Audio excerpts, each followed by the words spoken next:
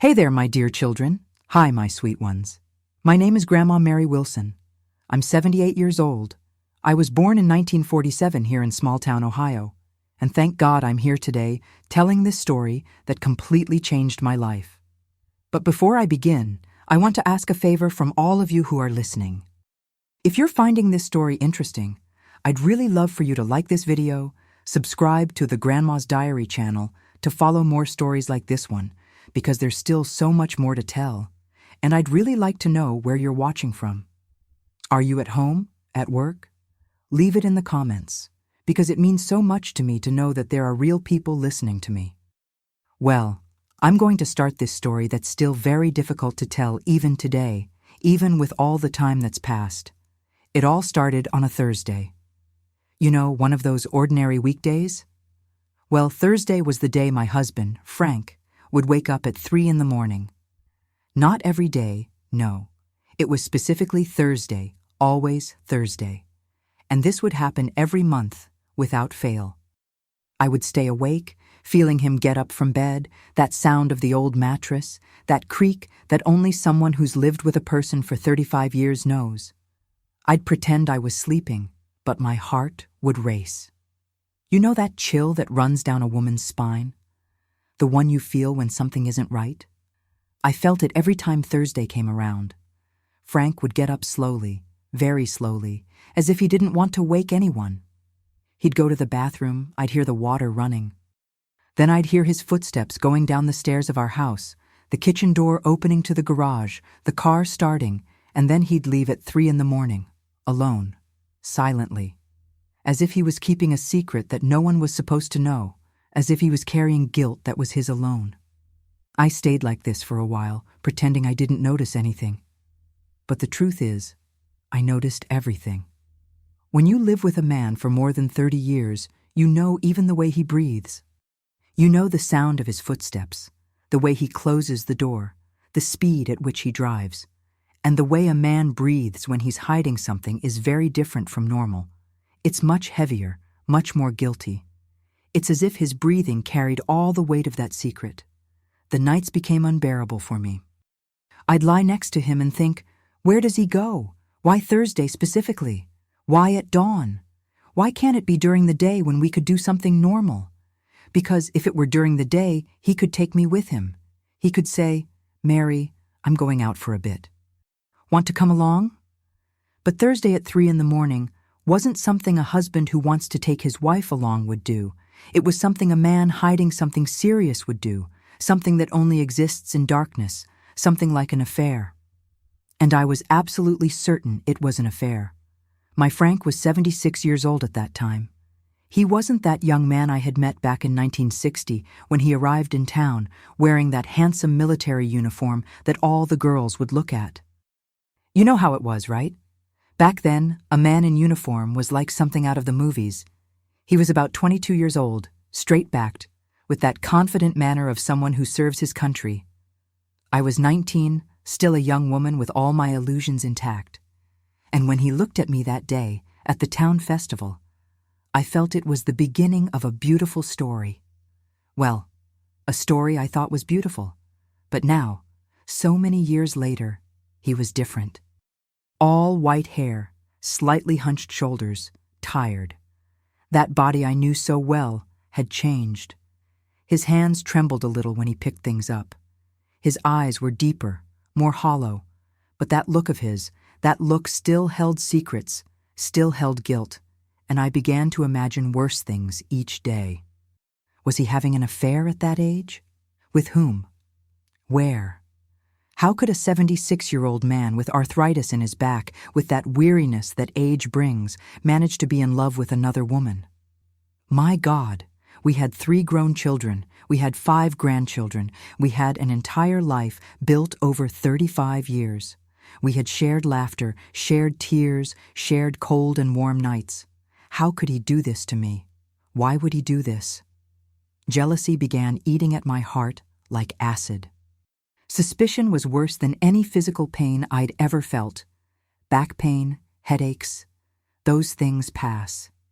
But the pain of suspicion is a pain that stays, that lives inside you and never leaves. I'd wake up on other nights, nights that weren't Thursday, and look at him sleeping and feel a rage I'd never felt before. A deep rage. A rage that burned inside me like fire. I'd end up staying awake all night, listening to him breathe, thinking about where he'd gone that Thursday, thinking about who he was with, thinking if there were kisses involved, thinking if there were other things. Things a wife doesn't even want to imagine. My God, how our minds work when we're desperate. We invent stories that hurt even more. I began noticing other things too. Did he come back from the car with his clothes a bit disheveled, or was it just my imagination? He'd arrive with that night smell on his clothes, that smell that Dawn has. I'd even smell the collar of his shirt when he slept. I did that. Seems crazy, doesn't it? A 43-year-old woman discreetly smelling her husband's clothes to try to discover if there's another woman's perfume.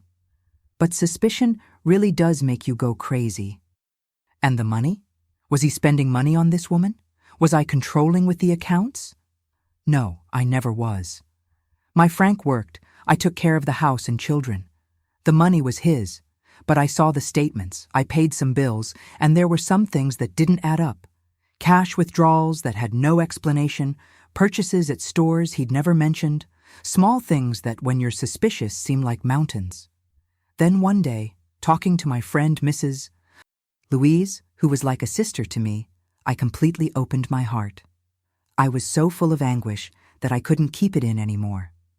We were having coffee, sitting in her kitchen, and I said, "Louise, my husband is going somewhere every Thursday at 3 a.m. It's been months since I noticed this. He leaves silently, comes back an hour or two later, and pretends nothing happened." Mrs. Louise looked at me the way true friends look, with worry on her face, with that certainty that something really isn't right. And she said, "Mary, you need to find out. You deserve to know the truth. No woman deserves to live in this uncertainty." And then I decided to follow him. Seems crazy, doesn't it? A 43-year-old woman waking up at dawn on purpose, leaving home hidden from her own husband, getting in her car just to follow her husband's car through the city. But we do crazy things when we're desperate. We do things we never imagined we'd do when our heart is broken, and suspicion is eating us from the inside like a disease. I thought about it for days before doing it. I thought if it was right. I thought if it was wrong. I thought if it was betrayal on my part to monitor my own husband. But in the end, I needed to know. The uncertainty was killing me. That wasn't living. It was daily agony. The first Thursday, I decided to follow him. I put on dark pajamas so I wouldn't be too visible. I grabbed my purse, left the car keys near my bed. Everything was prepared. When Frank woke up at 3 a.m, as usual, I pretended to be sleeping deeply. I even made sounds like someone sleeping heavily, so he wouldn't suspect. I heard his footsteps, the bathroom, the stairs, the kitchen door, the garage. When I heard his car start, I waited about 5 minutes. Then I got out of bed very slowly, very quietly. I put a jacket over my pajamas, grabbed the keys to my white Beetle, opened the front door very carefully so it wouldn't make noise, and left. My heart was racing too much. I was afraid of being caught. I was afraid of what I was going to discover. I was afraid of everything. The city streets were empty in that way that only dawn can make empty. That frightening emptiness. Very few cars, few lights on in houses. Just the sodium streetlights illuminating the empty, dark streets. It seemed like we were the only ones awake in the world. It was just me and my Frank driving through the dawn in silent pursuit. I followed him from a distance, very afraid he'd see my car. My Beetle was well known in town, everyone recognized it. I tried to keep distance. When he turned left, I'd wait a bit before turning. When he got on a straight avenue, I'd let several cars between us, if there were cars. But that dawn, there was almost no one driving.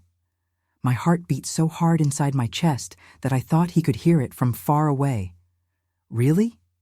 It was that accelerated beating you feel when you're very nervous, very scared. I felt my face burning, even with the dawn cold. My hands trembled when I held the steering wheel. My Frank drove unhurried. He wasn't fleeing in a rush, like someone wanting to hide something with speed. No. He was driving normally, calmly, like someone who knows the way well, like someone who's been doing this for a long time. So long it had become routine. Every curve he took, I took too. Every traffic light he stopped at, I stopped several cars behind, or if there were no cars, I stopped far away. And we continued like this, silently, through the dawn streets, like a macabre dance where only we were dancing. We passed the main street of the city, past the closed market, past the square, past everything I knew. And then he entered a street I knew very well, Martyrs Avenue. My heart began beating differently, because I knew exactly where that street led. And it wasn't to any woman's house, no. It was to a place I didn't expect, even in my worst thoughts, a place that was even scarier than the idea of a common affair. My Frank turned to enter the cemetery. My God in heaven. Cemetery. That place you only visit when you've lost someone, when you're in mourning, when you need to go talk to the dead because there's no one alive left to talk to.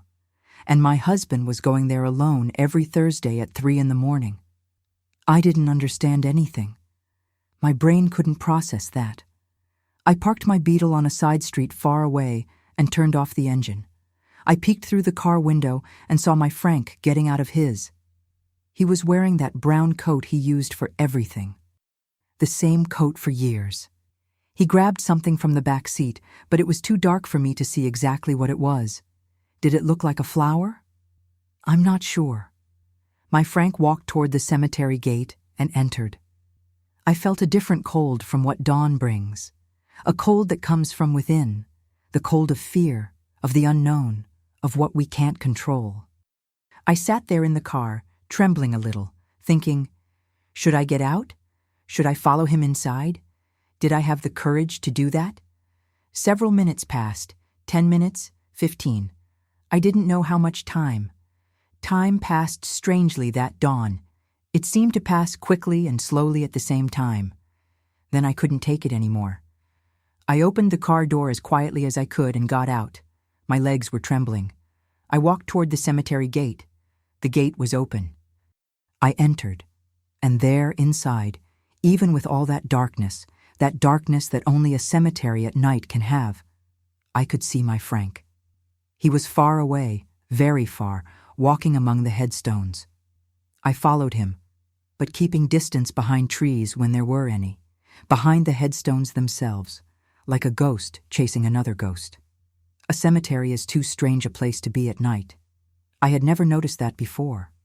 When we visit during the day, with sun, with other people around, it seems like a normal place, a place of remembrance. But at night, alone, it's like being in another world. The headstones seem to come to life.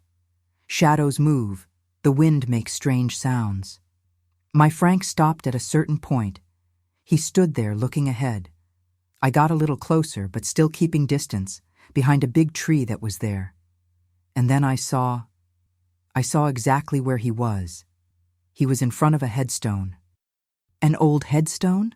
Really old? From when? He raised his hand and touched the headstone. He touched it with that tenderness you only have for very important people, people you've loved very much. And then I saw the flower he had in his hand. It was a red rose, a whole red rose, very beautiful, well cared for. My Frank placed the rose in front of the headstone, and then, even from far away, even in the dark, I heard. I heard because the silence of the cemetery at night amplifies everything. He began to cry.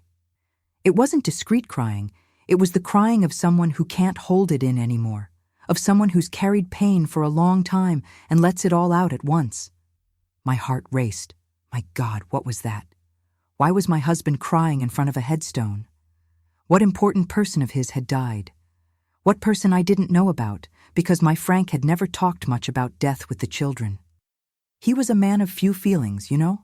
That generation didn't express much, but there, in that moment, he was expressing pure pain. I got closer, very slowly. He was so concentrated in that crying that he didn't notice me. I managed to read the headstone, managed to see what was written there, And when I read the name, my entire world collapsed. Rosalyn Silva Cardoso, 1939 to 1961. That name was a name my husband had mentioned only once in our entire married life. Only once.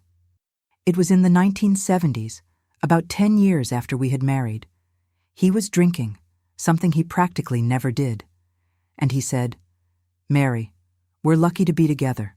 Some people lose the opportunity." That was it. Never spoke about it again. Never again. And then I remembered. I remembered an old conversation with his mother. Mrs. Francis had mentioned once when she was still alive in the 80s. "Frank had a girlfriend before you. Rosalind. Such a beautiful girl. Poor thing. Died young." That was it. His mother had mentioned it in passing, like someone talking about something trivial. My Frank had gotten very quiet when his mother spoke. Very quiet indeed. But I had never asked more about it. I was young, I was in love, I was happy. Why would I want to know about an old girlfriend? That didn't interest me. That was the past, or so I thought. Now there in that cemetery, at 3 a.m, reading that name on the headstone, everything made sense. Everything. The secrets, the tears, the Thursdays, the 35 years we'd had together, everything made sense. Rosalind had died at 22 years old. I did the math quickly in my head. She was born in 1939 and died in 1961. This was before my Frank met me. This was before he married me. This was more than 40 years ago when he started coming here. My Frank gradually stopped crying. He breathed deeply. That body of his, hunched, dejected, seemed to be carrying the weight of the entire world. He stayed there in silence, looking at the headstone. He didn't say anything, didn't do anything, just looked, as if that headstone held all the answers to his life. And then he did something that froze me. He touched the headstone again, this time with both hands. He touched it with that impossible-to-describe tenderness, that tenderness that only exists between two people who loved each other very much. And he whispered something. I couldn't hear properly, but it seemed like he was talking to her, talking to the dead woman, conversing with Rosalind as if she were there. My Frank stayed there for about 20 minutes. 20 minutes in silence, just touching that headstone, sometimes running his hand over the rose he had placed. And during all that time, my heart was racing. I felt like I was having a heart attack, that sensation that the ground was going to disappear from under my feet. Then he left. He turned and walked back toward the cemetery exit. I had to quickly leave from behind that tree and return to the path. My Frank didn't see me. He left the cemetery, got in his car, and drove back home. I stayed there. I stayed there standing, alone in the cemetery, in the middle of that darkness, with that cold, and I approached the headstone. I got close, very close, to read better what was written. Rosalyn Silva Cardoso, 1939-1961, beloved by all who knew her. May she rest in peace. And below the main inscription, there was more. There was a phrase that seemed to be a bit worn by time, as if it had been touched many, many times over the years. The phrase said, "Always in the heart of those who knew how to love." My God. In that moment, everything fell. Everything crumbled inside me. My entire marriage had been a lie. It wasn't even a common affair of the type we imagine. It wasn't another living woman. It was a woman who had been dead for more than 40 years. My husband had been visiting this grave every Thursday, religiously, for 35 years of marriage. Every Thursday for 35 years. This meant that when we met in 1960, he was still in love with Rosalind. When we married in 1963, he was still in love. When our first child was born in 1964, he was still in love. When our second child was born in 1967, he was still in love. When the third was born in 1970, he was still in love. When we bought that house we had saved so much for in 1975, he was still in love. When my mother died, when the whole family went through crises, when we took trips, when we shared joys, when we shared sorrows, he was still in love. And every Thursday, while I slept, while the children slept, while the world slept, my husband left home to visit the woman he had truly loved. The woman he never forgot, the woman who, even dead, was more important than me. I fell to my knees in that cemetery. Literally fell. My pajamas already dirty from the dark cemetery ground, and I cried. I cried the way you cry when you discover a truth that breaks everything you believe to be true. How long did I stay there? I don't know. An hour? 2? Time had lost meaning. I only remember that at some point dawn began to lighten a little. The sky began to get a little less black, and I was there alone in the cemetery with that red rose my husband had left, and the absolute certainty that my entire marriage, the one I thought was beautiful, the one I thought was true, had been a lie from beginning to end. I got up. My body hurt. My heart hurt even more. I returned to the car with fragile legs, as if they couldn't carry me. I drove back home. My Frank was already there lying in bed, pretending to sleep, as if that entire dawn had been normal, as if all that crying had been just a dream. I entered the house, closed the door slowly, went up the stairs, entered the bedroom, took off my jacket, lay on the other side of the bed, keeping distance, and there lying down, trembling, I pretended I was waking up when he woke up. I pretended it was a normal morning. I pretended my entire world hadn't collapsed that dawn, but it was never normal again. I didn't sleep that night, nor many others that came after. We say insomnia is when we can't sleep, but this wasn't insomnia. It was despair. It was my body refusing to rest because my brain couldn't stop processing all of that. I lay next to him in the darkness of the room, listening to him breathe, and each breath of his sounded like betrayal. Every movement he made seemed loaded with guilt. I wanted to scream. I wanted to wake him up and demand explanations, but I didn't do anything. I stayed there quietly, letting silence do its work of destruction. When dawn broke, everything seemed different. The light coming through the window no longer illuminated that room like before. That light now revealed a truth I'd had inside the house all night long. My Frank woke up as usual, got up, went to the bathroom, went down to the kitchen. No difference in his behavior. No change. He didn't know that I knew. I made coffee. That coffee I'd been making every day for more than 30 years, always the same way. He drank it the same way he always drank it, with a little sugar, no milk. And we looked at each other that morning, and I did something I'd never done. I searched his face for clues. I looked for signs of who he really was because I didn't recognize that man sitting in front of me. Our 3 children were still sleeping. They were teenagers at that time. They had their lives, their friends, their problems.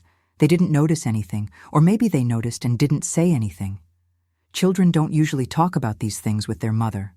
I spent the entire day with that knowledge weighing on my head. I made dinner, cleaned the house, did laundry, did all the things a married woman does every day. But none of that had meaning anymore.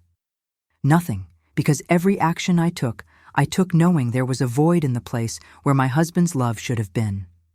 In the following days, I began observing him differently, observing with that new knowledge, with that certainty that hurts. I noticed things I should have noticed years ago if I had been able to see. He spent most of his time isolated, reading the newspaper alone, sitting on the porch, looking at nothing. He didn't talk much with me, didn't talk much with the children. He seemed to always be somewhere else, in another time. And Fridays, after that Thursday night, were worse. It seemed like he got intoxicated by something I couldn't name. He'd drink a little, which wasn't his habit. He'd get aggressive. No, not physically. My Frank never raised a hand to me, but there were much crueler ways to hurt. There was indifference. There was disdain. I began gathering courage to confront him. Days passed. A whole week. 2 weeks. I'd breathe deeply every night, thinking, tomorrow I'll talk, tomorrow I'll ask, tomorrow I'll demand the truth. But tomorrow would come, and I couldn't open my mouth. How do you accuse someone you love of being in love with a woman who's been dead for more than 40 years? How do you start a conversation like that? Then one Thursday, while he slept, I did something I was afraid to do. I searched through his things. I looked in drawers, in pockets, in places where men usually keep things they don't want anyone to know about. It seems invasive. It was. But I was desperate. I needed to know more. I needed proof that all of this was real. I found in a drawer of the nightstand, under some old documents, a wooden box, small, delicate, the kind men keep with important things. I opened it carefully, like someone doing something forbidden. Inside were photos, black and white photos, too old, from the 1950s. And in one of them was my Frank, much younger, about 22, 23 years old, next to a young woman. She was beautiful, very beautiful. She had that sweet face, that genuine smile that people had in that era. That face I recognized from the headstone. It was Rosalyn. In the photo, my Frank had his arm around her. He had that smile I hadn't seen directed at me in years. Maybe I'd never seen it.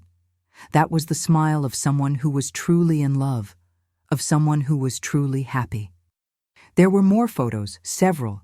Rosalyn at different ages, always beautiful, always smiling, always next to him. And in each photo, my Frank seemed to be a different person, a more alive person.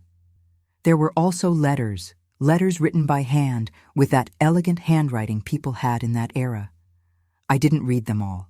I couldn't, because after reading the first lines of the first letter, that paper began to blur from my tears. The letter began with, "My love. My love." After 35 years of marriage to me, my Frank had letters with "My love" written to Rosalyn. Letters he kept as if they were the greatest treasure he had. I put everything back exactly as it was. I didn't want him to know that I knew. Not yet, because I needed time. I needed to process that. That night I didn't pretend to sleep. I lay awake, waiting. And when he woke up at 3 a.m, as always, I heard him leave the house. And this time, I got up too. I took the wooden box with the photos and letters and sat in the living room alone, reading all of that under the dim lamplight. I read all the letters. Each one was a blow to my chest. Rosalyn wrote with a delicacy I'd never had. She talked about her feelings with a poetry I never could. She said things like, "My Frank, you are my eternity." She said, "When I'm with you, I feel that life has meaning." And then, in that same box, there was a yellowed newspaper clipping from 1961. The news was small, but devastating. Young woman dies in bicycle accident. There were details. Rosalyn had gone out on her bicycle one weekend, was hit by a car, died on the way to the hospital. She was 22 years old. My Frank was 23 years old when she died. He had just lost the woman of his life, the woman he considered his eternity. And according to that old newspaper that was in my hand, he had been identified as Rosalyn Silva Cardoso's fiancé. He had been engaged to her, they were planning to marry, and she died. And then, 3 years later, he met me. 3 years later, he met a young woman at a town festival. A 19-year-old woman who had no idea what he carried inside. A young woman who loved him with all the naivety of youth. A young woman who was destined to be the consolation prize of a man who never got over his true love. When my Frank returned from that cemetery that dawn, I was waiting for him sitting in the living room with all the lights on, with the wooden box in front of me. He stopped when he saw me. His face lost all color. He knew. In that instant, he knew I had discovered everything. We looked at each other in silence, a silence that lasted an eternity. And then I did something I hadn't planned to do. Instead of screaming, instead of complaining, instead of demanding explanations, I began to cry. I cried uncontrollably, that crying that comes from within, that hurts the entire body. And seeing me cry like that, my Frank also fell. Literally fell to the floor and began crying too. He cried like someone who could finally stop pretending, like someone who had kept a secret so heavy for so long that it was hurting too much. For the first time in 35 years, he talked about Rosalyn with me. He talked about how he had loved her, how he had planned a life with her, how she was his first choice in everything, how he had tried to move on when she died and met me a few years later, how he married me thinking it was the right thing to do, the adult thing to do. But the truth was simple. He had never stopped loving Rosalind, and I had spent 35 years of my life being the second choice of a man who still carried the first one in his heart. 35 years. In that moment, sitting there in the dark living room at dawn, with my husband in tears on my house floor, I felt something I'd never felt before. I felt that my entire life had been a beautiful lie. A lie made with good intentions, perhaps, but a lie nonetheless. My Frank talked for hours, hours. He told stories I'd never heard, stories he'd kept inside him like a poisoned secret. He talked about Rosalind from the beginning, how he met her in 1958, when she was 19 and he was 20. How it was love at first sight, how they planned to marry in 1961, but she died before the wedding happened.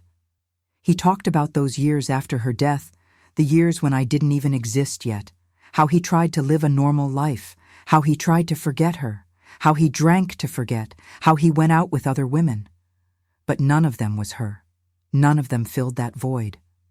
And then he talked about me, about how he met me in 1960.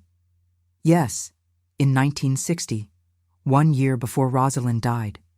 He already knew me when he was engaged to another woman. That was a discovery that hurt more than everything. He had met me, had talked to me, maybe even had interest in me while he was committed to Rosalind.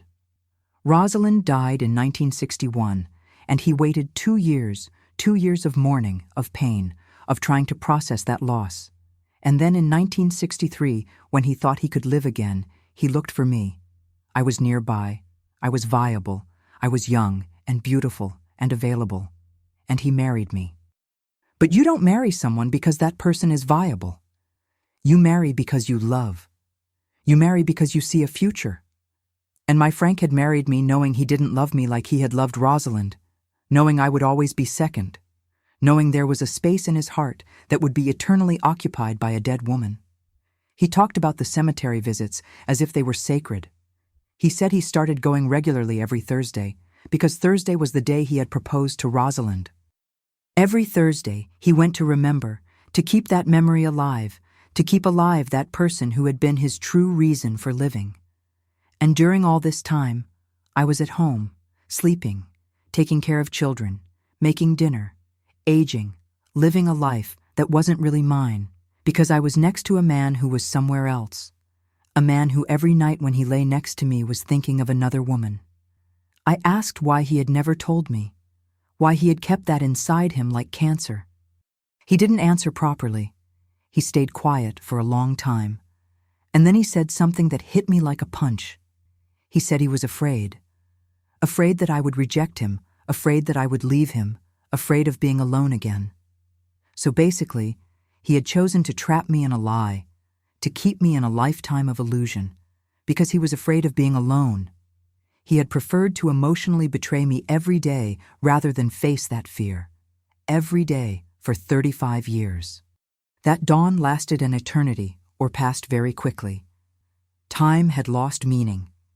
At some point, my Frank tried to approach me, tried to hug me, and I pushed him away. I couldn't even stand his touch in that moment. In the following days, the house became different, heavy, as if truth had occupied every corner of that place. I'd pass by him and feel anger, feel contempt, feel pity, and worst of all, I still felt love. Because you don't remove love from a place in your heart just because you discovered that love wasn't reciprocated the way you imagined. The children began to notice. They noticed that things had changed between us. The whole dynamic of the house had changed, but no one asked anything. It was that way families dealt with bad things in that era. You pretend you don't see. You pretend everything is normal, and eventually you believe it is. But it wasn't. Everything wasn't normal. I began seriously thinking about leaving my Frank. I was 43 years old. I was young enough to start a new life, wasn't I?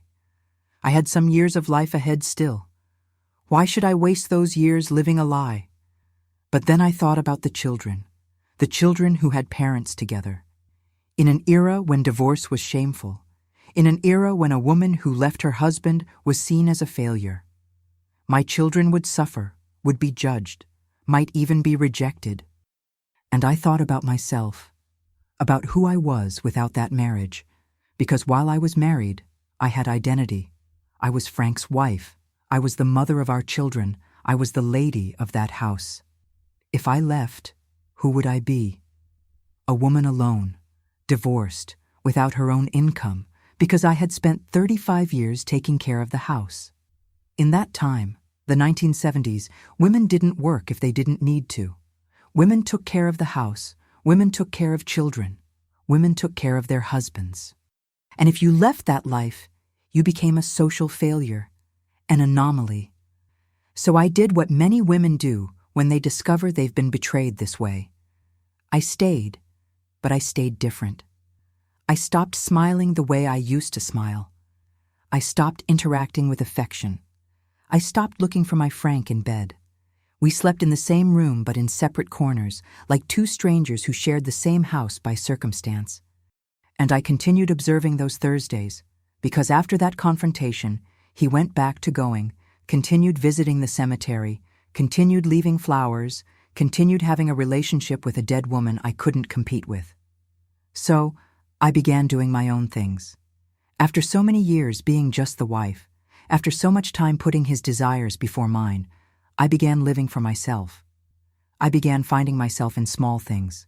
I'd go out with my friends. Mrs. Louise became even more important during that time. We'd go to her house, have coffee, talk about life. No one knew what had happened. No one knew my marriage had collapsed that way.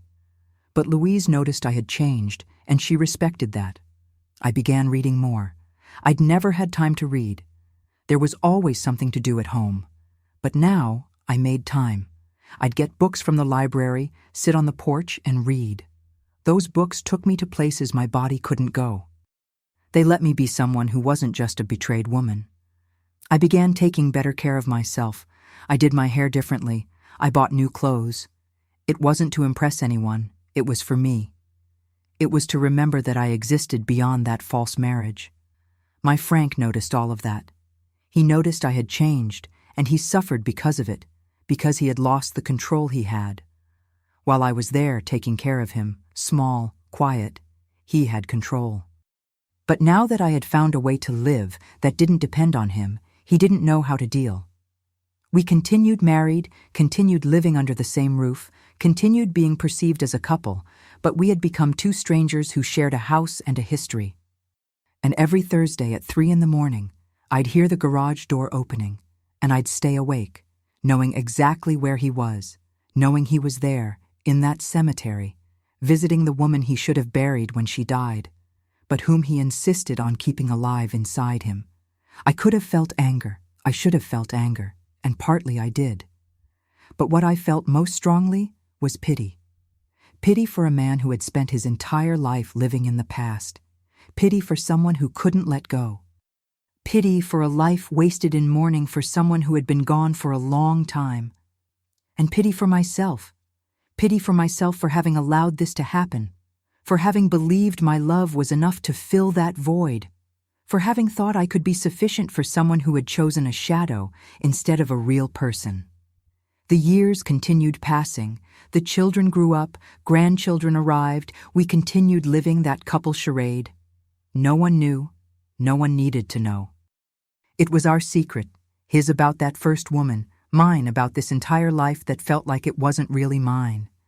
But that secret weighed too much. And every Thursday night I felt that weight descending on my chest like a rock. More years passed, many years. The 1980s came and went, the 1990s too. My Frank aged and I aged along with him. But we aged in silence, in separation, in that type of company that's more solitude than anything else. I continued doing my things. I continued reading, continued going out with Mrs. Louise, continued existing inside that house, but in a way that was just mine. The children married, had their own problems, their own lives. No one noticed that marriage was a facade marriage. My Frank continued visiting the cemetery every Thursday, religiously, as if that were an obligation, a debt he had to pay to Rosalyn's ghost. He never talked about it again. After that dawn, we never talked about that subject again. It was as if there were an unspoken agreement between us. He visited the dead woman and I pretended I didn't know. We continued living life. But inside me, something had changed. In the beginning, it was anger. It was a deep hatred that would wake me at night. It was a feeling of having been robbed. Because that's how you feel when you discover you were second choice. You feel robbed. Robbed of a real life, robbed of true love. But gradually, with the passing years, that anger transformed. It didn't disappear, no, but it changed form. It became less sharp, became more like a scar. That type of scar you carry and always remember what happened, but that doesn't hurt the same way anymore. I began understanding my Frank in a way I'd never understood before. I began seeing that he was a victim too. Not in the same way I was, but he was a victim of a loss he'd never processed properly. He was a victim of grief that no one teaches you how to deal with when you're in that era. In the 1950s, you didn't go to therapy, you didn't talk about your feelings, you buried all of that deep down and tried to move forward. And my Frank had tried to move forward. He had married, had children, had worked, had built a life. But that grief was there throbbing, always present, always asking for attention. And he had chosen to punish me, because in the end, that's what he was doing. Visiting that cemetery every Thursday, he was punishing me for not being Rosalind. He was punishing me for having survived when Rosalyn died. He was punishing me for existing in a world where she no longer existed. My Frank was 85 years old when he began getting sick. It was 1995 or 1996, I don't remember exactly. All the years got mixed up in my memory. He had a heart attack. Nothing too serious, the doctors said. But it was a warning. It was life saying he wouldn't be here forever. And something changed after that heart attack. That fear of death makes you reprioritize. My Frank began getting even quieter, more thoughtful. I began noticing he'd spend entire hours sitting on the porch, looking at nothing, as if he were having very important inner conversations. One afternoon, he called me, asked me to sit next to him. We stayed in silence for a long time. I was nervous.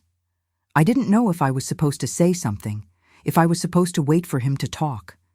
But eventually, he began talking. He talked about Rosalind again, but this time it was different. It wasn't that desperate tone from before. It was the tone of someone trying to make peace with the past. He said he visited the cemetery because he felt it was his way of keeping her memory alive, that it was his way of not letting death erase her completely. But he also said he had lost so many years living in that grief. He had stopped really living, had wasted a life with someone who loved him, and had spent all his energy feeling sorry for someone who had already gone. And then, in that moment, sitting on the porch with me, my Frank said something that changed everything. He said he was sorry.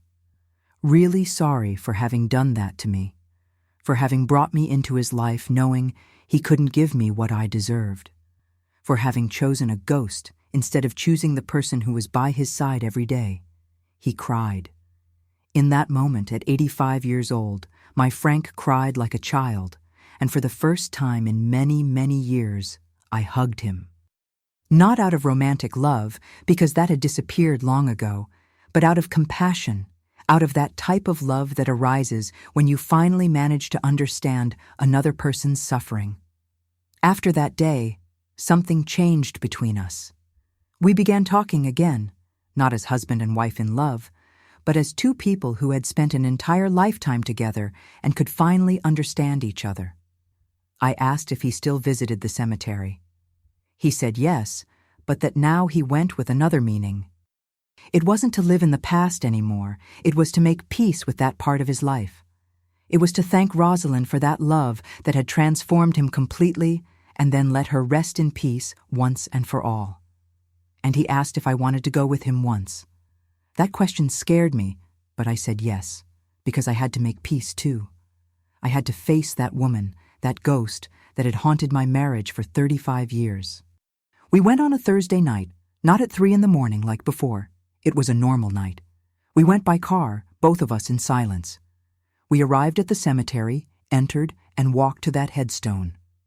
Rosalyn Silva Cardoso, 1939 to 1961. That name I had read 1,000 times in my mind. That name that had occupied so much space in my heart, despite the person who carried it being dead. My Frank left flowers, a red rose, as always, but this time he turned to me and apologized. Sincere apologies, apologies that came from a deep place. He said he had brought a good woman to compete with a ghost, that it had been unfair, that it had been cruel, even without intention, that he had stolen years of my happiness because he couldn't let Rosalyn go. And I, in that cemetery, in front of that headstone, forgave him. Not because it was easy, forgiving is never easy, but because I had to let that go too. Because carrying that resentment was like carrying a stone in my chest. And I was tired of carrying. I told him I understood. That I understood you don't choose who you love. That I understood grief is something that never completely leaves you. That I understood he had done the best he could with what he had in that moment. But that I had learned something important during all that life. I had learned that I deserved more, that every woman deserved more, deserved to be first choice, deserved to be truly loved, deserved to have a partner who saw her and chose her every day. And that even though I had lost that with my Frank, I wasn't going to waste more time crying about it because I still had life to live. I still had years ahead. I still had people who loved me. I had my children. I had my grandchildren. I had Mrs. Louise. I had myself. After that night, my Frank stopped visiting the cemetery. Not completely, but he didn't go every Thursday anymore. He'd go from time to time, but without that weight of guilt, without that despair. He had let Rosalyn rest in peace once and for all. And I also let that anger rest, because I realized that anger was toward him, but it was also toward myself. It was anger for having accepted being second choice. It was anger for not having had the courage to leave when I had the chance. It was anger for having let that fear paralyze me. More years passed, my Frank aged more. And in the end, when he was already very sick, in his last days, we'd talk, and he'd tell me he felt he had wasted precious time living in the past, that if he could go back, he'd do differently, that he'd choose me for real, not as second choice, but as a conscious choice, as someone who understood that Rosalyn had her story, but that life continued, and that life continued for him too, that he had to live the life he had, not the life he'd lost.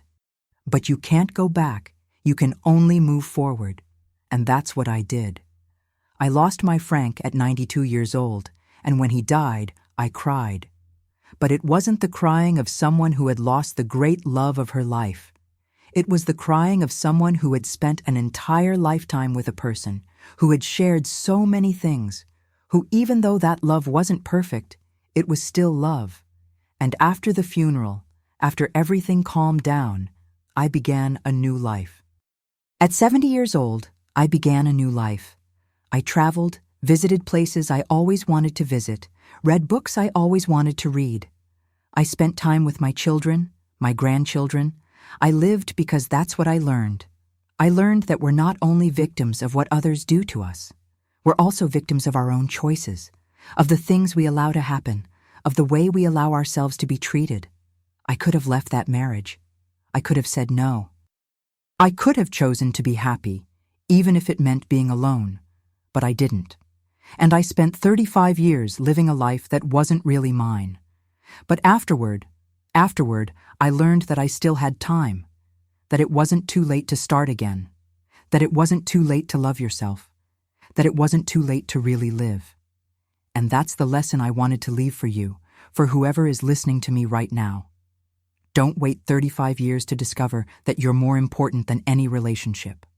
Don't wait for extreme pain to learn that you deserve genuine love.